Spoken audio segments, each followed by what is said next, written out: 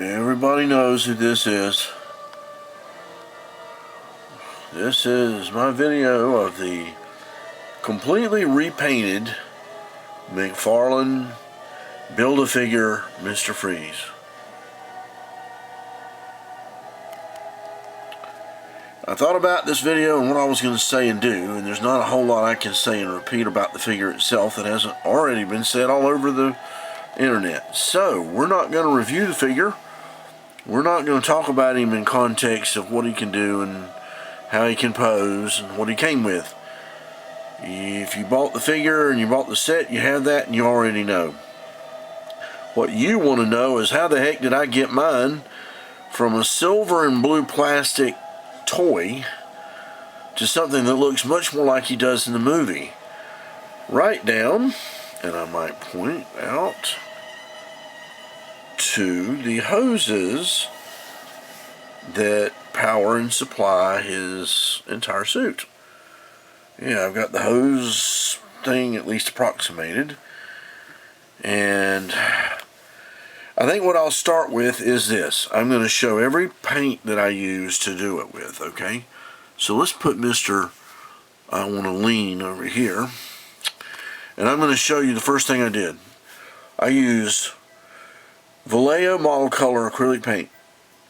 This is light gray. Light gray goes in all the areas on his undersuit, under the knees, in between some of the gaps, there, and in some of the other places on his arms and other there. It's a light gray. There's a bodysuit that he wears.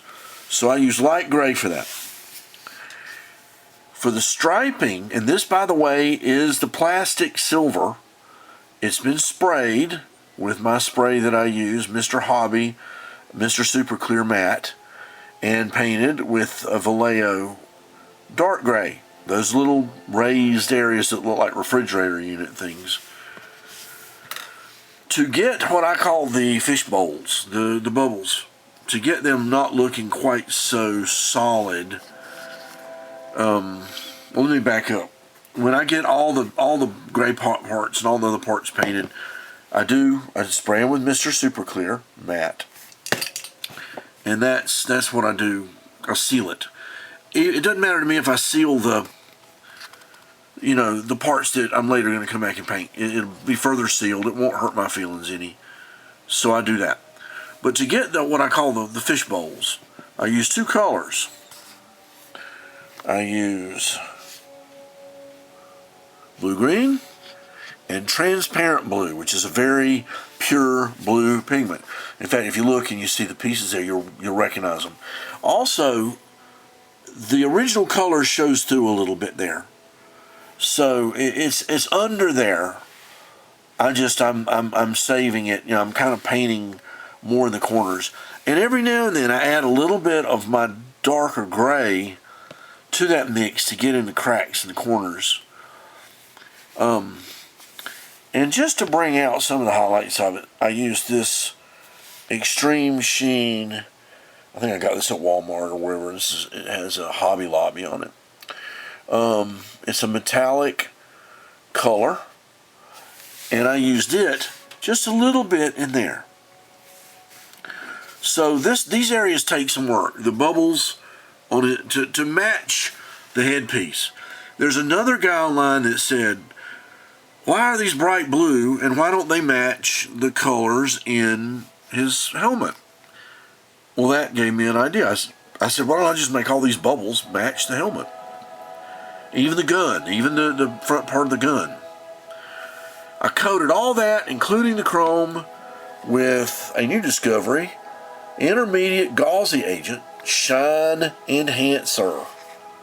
And that you put on in layers on this, and when you can even coat the chrome, it seals the chrome. And so all these colors were used in the enhancement of this figure. All the paints that I'm using that you see right there, all those right there. That's all I used.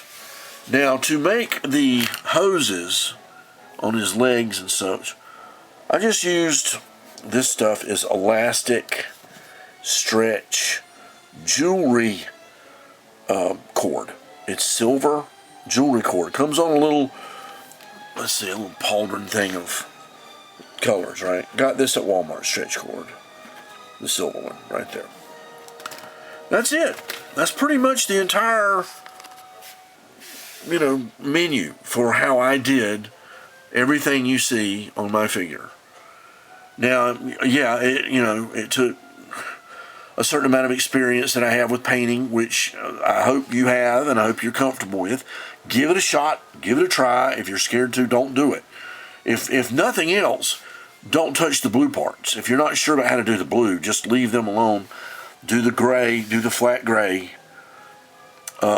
Paint the ribbing on this.